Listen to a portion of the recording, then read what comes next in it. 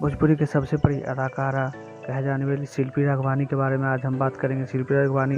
को आज कौन नहीं जानता भोजपुरी इंडस्ट्री में, जाने भी क्यों नहीं। वो बहुत ही अच्छे अदाकारा अभी तक बिल्कुल साबित हो रही हैं, क्योंकि उन्होंने अपना सफ़र टिकटॉक से शुरू किया था और टिकटॉक बंद होने के बाद वो हाईलाइटेड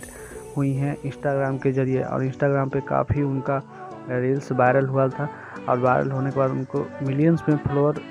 आ गए थे और उसके बाद उन्होंने अपना कदम रोका नहीं और लगातार आगे बढ़ते चले गए। आज उनका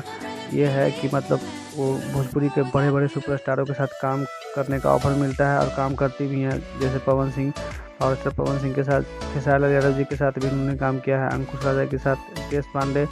और कल्लू जी के साथ भी बहुत सारे एल्बम किए हैं और बहुत ही अच्छे अदाकारा मानी जाती हैं और इनका भविष्य बहुत ही उज्जवल है। ऐसा ही खबर देखने के लिए हमारे चैनल मगध मंच को सब्सक्राइब